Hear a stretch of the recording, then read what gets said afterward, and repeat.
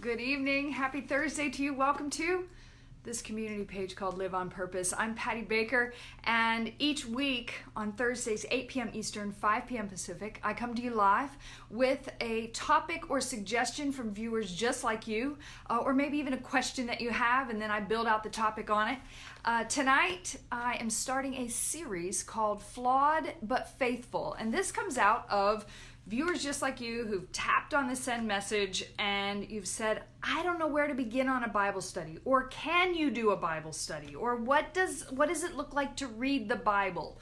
And so I thought, maybe what we'll do is just kind of dive in and kind of see where this leads. I'm thinking maybe we'd do this the next 4 or 5 weeks, just kind of see what God has for us through the ancient texts, I call it, Old Testament, New Testament.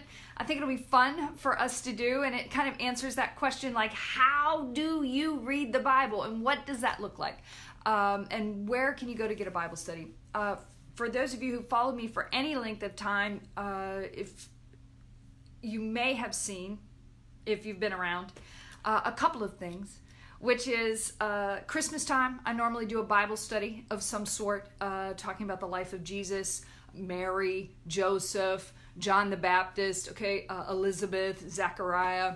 So if you've been around any length of time, you've seen those. Also, every once in a while, maybe 2 or 3 times a year, I do an online Bible study. It's free. I drop a link in the news feed here, and then usually it's a 2 or 3 week study. It's through a Bible app called Bible. I know, right? Or it's called My Bible app, Bible Gateway. But anyway, they're all linked together. So I usually drop a link here, and it's 2 or 3 weeks. Each day has a little reading, and then you can just type in what your thoughts are for the reading for the day. And usually have 30 or 40 of you that like to come over and be a part of that. So that's always been fun too. So this is kind of new in that I'm not really done a Bible study online here before, but due to popular demand, I'm going to do that. Before I dive into tonight, I also want to let you know in the fall, usually October through December, I do something called Meet Me at the Table. I think Facebook is great, but I don't think it's enough. And I believe in face-to-face time.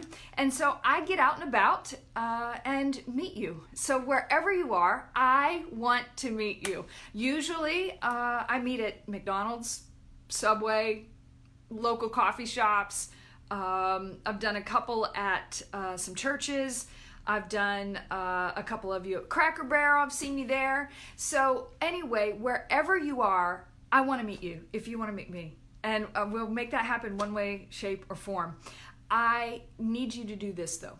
Send me a message with your zip code. Don't put it in the link here. Don't put it in the news feed here. Don't put it in the comments here. You're gonna get lost. Send it over to the send message, and then just send me a Facebook message to the Live on Purpose page.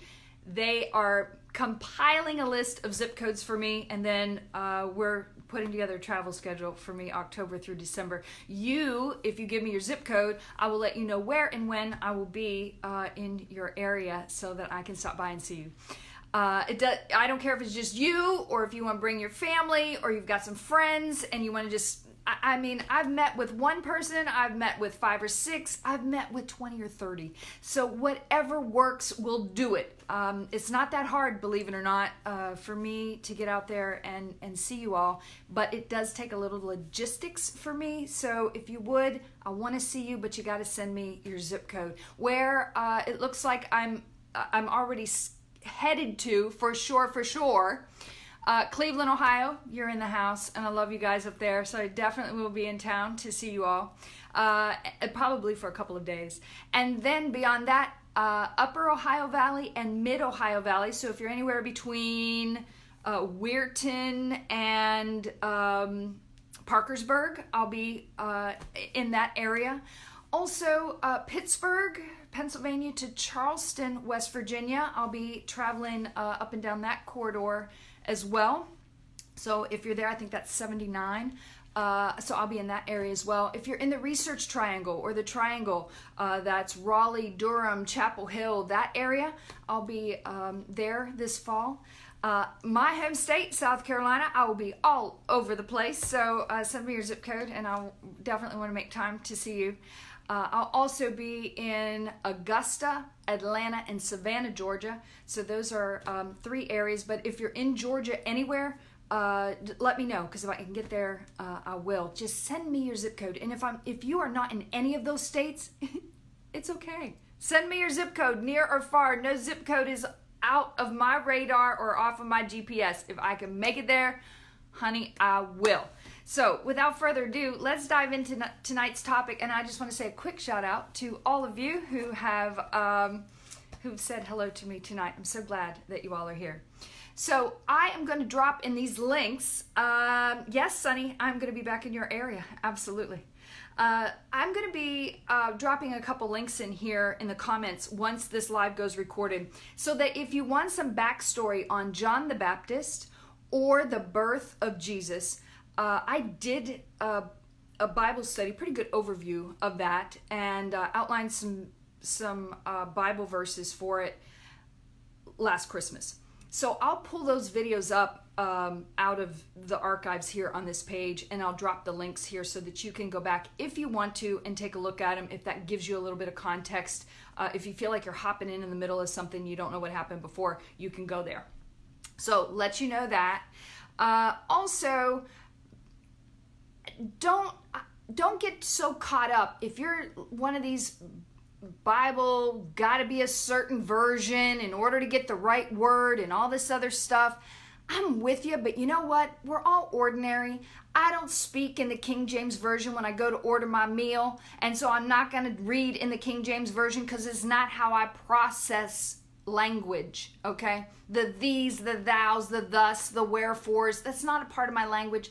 So most oftentimes, if I'm doing a general Bible study like this, I like to read from the New International Version, New Living Translation, or the Message.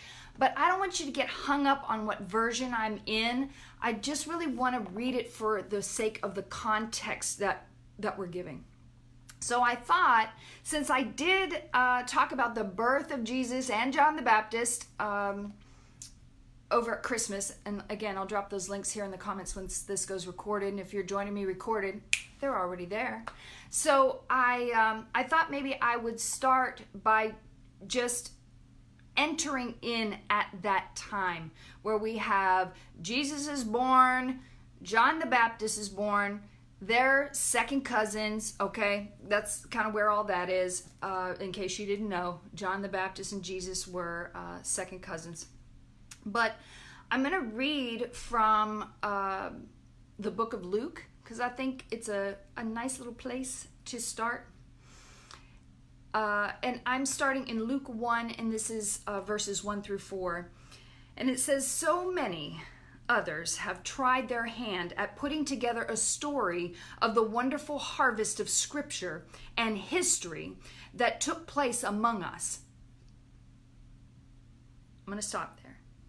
This person is trying to collect. It's like us today doing genealogy and trying to fill in the gaps, right?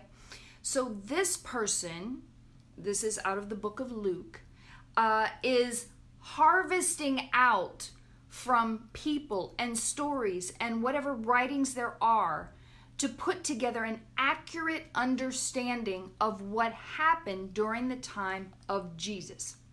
It says, "So many others have tried their hand at putting together a story of the wonderful harvest of Scripture and history that took place among us, using reports handed down by original eyewitnesses who served this word with their very lives. Since I have investigated all the reports in close detail, starting with the story's beginning, I decided to write it all out to you, the most honorable Theophilus, so you can know beyond the shadow of a doubt the reliability of what you have been taught."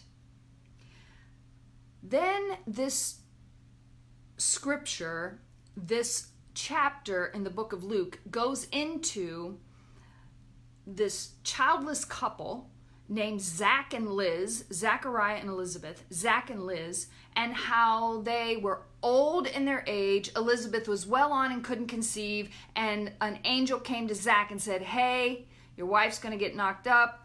Name him John." This, I'm dropping the link into this video comments so that you can hear all of the backstory to all of that. It then goes on to talk about, in Luke chapter 1, Mary. That's Jesus's mother, and how she became pregnant with Jesus, and what Joseph did during that time, and how he responded to the information about that, and what he decided to do, and then what he ended up doing. And then I went on to talk about the birth of Jesus. So that, again, last December, I'll drop that video in here as well. Let's move on now to Luke chapter 2. And here we're seeing not too much going on, really. Jesus is growing up. John the Baptist, growing up. I find it quite interesting, and you may not, but I find it interesting that we hear about how everything is going to happen with these two guys, John and Jesus, who have, been prophesied that they were going to be born. All these wonderful, glorious things that both of them are going to do. And this account was set out even before they were born, that these were going to be like people that are really going to be doing big things. And we see that there's really nothing about their childhood. You think that there would be some sort of extraordinary appearance, like at a very young age in the scriptures and somewhere in the ancient texts about how gifted they were as children and all of these other things. There's really nothing. They're ordinary kids. They're growing up. You don't hear about this divine presence and power on these young kids at the age of 2 and 3 years old. I mean, there's nothing like that about anything in their youth that would talk about how wonderful and gifted and purposed these children are for the Lord. There's nothing. I find that fascinating. I met up with a parent this past week who has a son who at 2.5 years old said, I want to be a NASCAR driver when I grow up. 2.5. And he's now doing shootout circuits at the age of 12 years old and winning like first, second place. I mean, he is on fire. He's all about getting simulator time and all of these other things, driving school and getting in the car and racing and sportsmanship. All of these things are being taught to him. But at 2.5 years old, he told his dad, hey, I want to be a NASCAR driver. And his dad was like, oh, okay. But you really don't see this kid do anything, like outwardly win a race or anything. You see him peek out there about the age of 12 when, he's getting into a car and beginning to race and win. Now, I don't know much about this kid's story, and I don't know much about this kid's family, and it was just a brief, meeting that I had with one of his parents. But I say all of that to say there had to have been a lot going on from I want to be a NASCAR driver to at 12 years old winning these, NASCAR races for young children in shootouts. What was he doing? A lot of preparation, a lot of teaching. His parents are, knowing he's a kid, knowing he's probably got to brush his teeth, pick up after himself, make his bed, all of these things, right? So I find it fascinating that there's like this gap of time where we don't hear anything about John and Jesus growing up. However, there is a place in Scripture, and it shows up in Luke chapter 2, where it's, and this starts in verse 41. I'm reading from a version of the Bible called The Message, only because it's in plain language and it's easy to understand. I will put the link from where I'm reading this into the comments here so that you can tap on it and read it for yourself. And then once you go and tap on the link or click on the link and go over to it in Bible Gateway, then you can always change what version of the Bible and read it in a couple other Bibles versions if you want. But it says every year Jesus' parents traveled to Jerusalem for the Feast of Passover. What is that? What is the Feast of Passover? Well, they're celebrating, honoring, as we would do for a holiday now, but much more so. Of course, had a very ritualistic context to it. It was somber, although it was a time of celebration as well. But it wasn't like 4th of July picnic kind of thing. But they were celebrating and going to honor Passover, which was when God brought the Israelites out of slavery, out of Egypt. And how he did that was by saving the Israelites through telling them, kill a lamb with no defect. Put the blood on the doorposts so that when I, God, come through to take out the people, I will pass over you. And when that happened at Passover, the Israelites left Egypt. Actually, they were going out and being chased after Pharaoh's army, and that's a whole other story for a whole other time. But the Israelites honored Passover annually, and it was a feast. And it was a time when they would go to Jerusalem, where Solomon had built a temple there. Now it had since been torn down and put back up, and so on and so forth. So it was much smaller than when Solomon had, if you know anything about any of that. If not, just skip over it. I'm just trying to give you as much information for where you are in your context for reading. But they would travel to Jerusalem.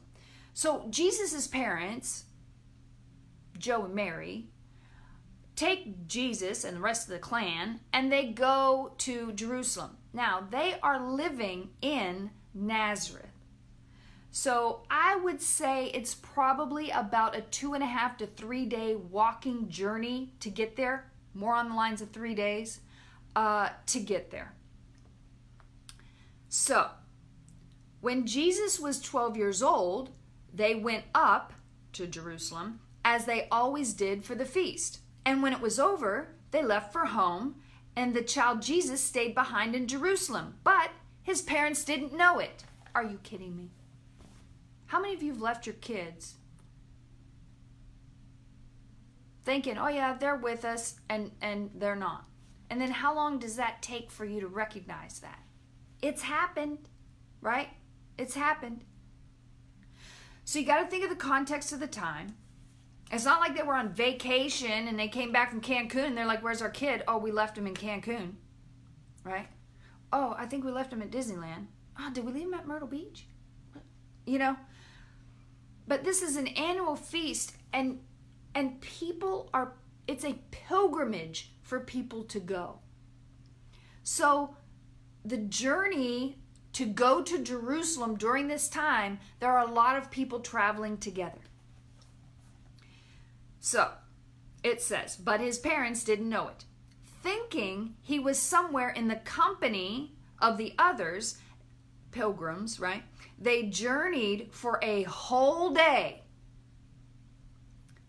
and then began looking for him among relatives and neighbors. So I would venture to say we're at a family reunion. There's a lot of us, right? Hundreds. And we're all getting ready to leave. And at some point, as we're all journeying out, I'm sure he's with the clan here somewhere. We just don't know where he is. But at some point, he'll show up. He's 12. But he doesn't. And so they're a day into the journey. Can you imagine if that happened here in our country today, what that would be like? It would be like child abandonment. Some people would be filing complaints about how we're taking care of our kids, right? So look at the context, look at the culture of the time. But isn't it easy? I'm not a parent, but I've been a kid. And isn't it easy to lose track of your kids in the midst of other things going on? Like you turn around, you're like, where'd they go? And then you can feel that inside of you. we've done that at some way, some place, shape, or form. And I know for me, I don't have children, but when I have children in my company who aren't mine, how much more responsibility I feel that if something were to happen to them, oh my gosh. And if I'm taking them out on an excursion day because I'm babysitting or whatever, I have just this heightened sense of, these aren't my kids. I don't want anything to happen to them, right? And yet, at the same time, I'm like, yeah, but they're old enough. They can run around and it'll be okay. And they'll eventually come back. They know where I am.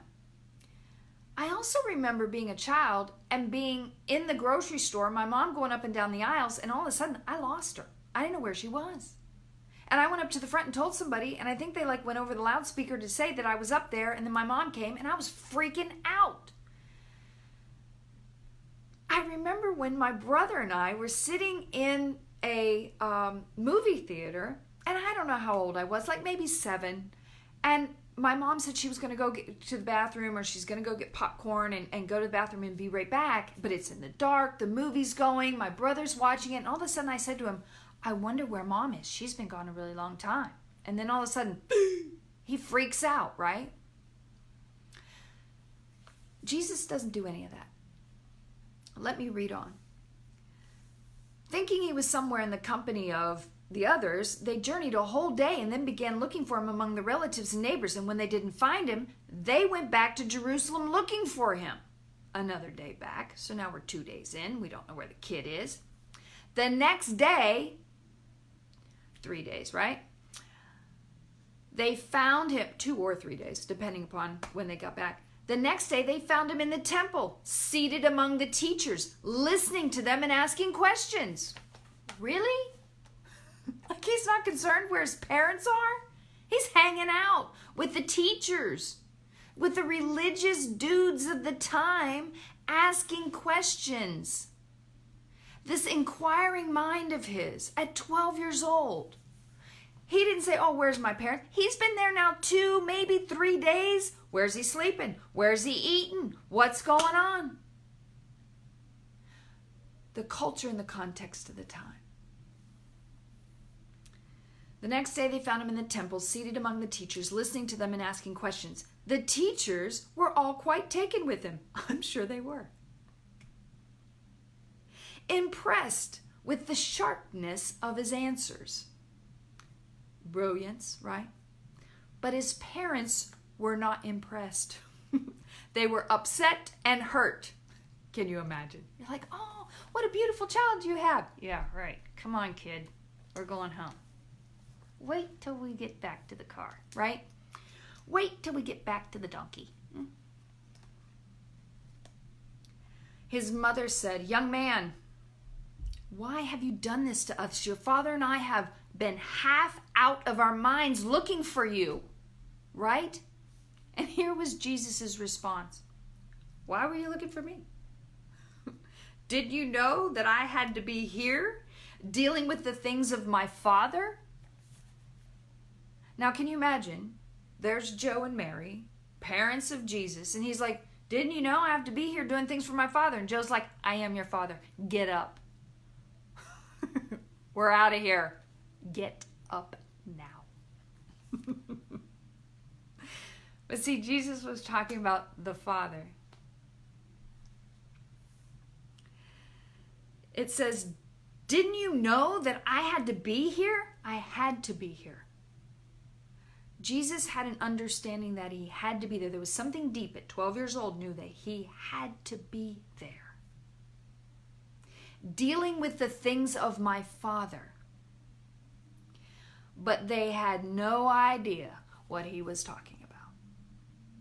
At 12 years old, he knew something inside of him that he couldn't articulate, at least to a place where they would understand. And yet at some point, they knew, but he's 12, right?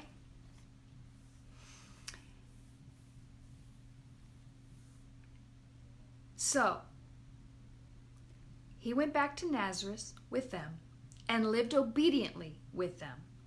His mother held these things dearly deep within herself, right? A mama knows, doesn't she?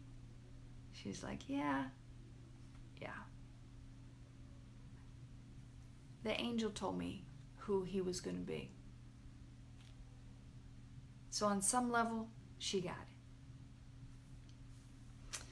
His mother held these things dearly deep within herself. And Jesus matured.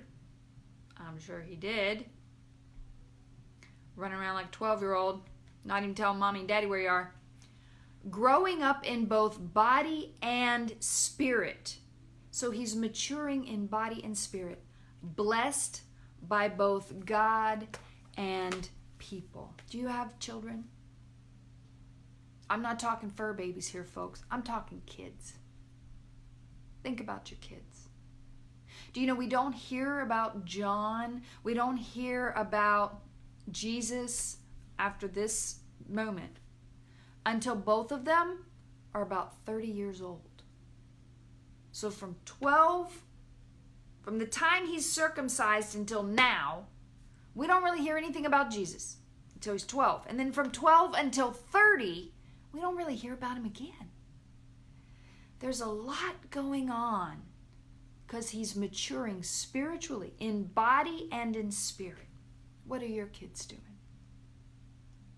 They're just average, everyday kids doing what they're doing in ordinary ways. Or maybe there's something in your 2.5-year-old that says, I want to be a NASCAR driver, right? And you're like, okay, I'm going to hold that in my heart, and we'll see how this kind of pans out. And then you see probably around 8 years old, yep, this is looking like he's still headed in that direction. Let's get him into some driving school, get him on some simulator time. Let's get him around vehicle. Let's get him around a stock car. Let's get one built out for him. Let's get him in the junior races. Let's see what he can do. And then you begin to invest in that because you see that it's taking momentum and it's going forward. Jesus was able to sit with the teachers and ask questions and answer with sharp replies, intelligent answers. Why? Because he was being raised up in the scriptures, plus he was there fulfilling what the Father had sent him to do. So he was growing and maturing in spirit and in body. What are you doing as you're helping to foster your kids? As flawed as they are, how faithful are you when you're working with your kids? And in the midst of the moment, I was on the phone with a friend today, and she was like, she picked up her son from school. He had a fever, had to bring him home.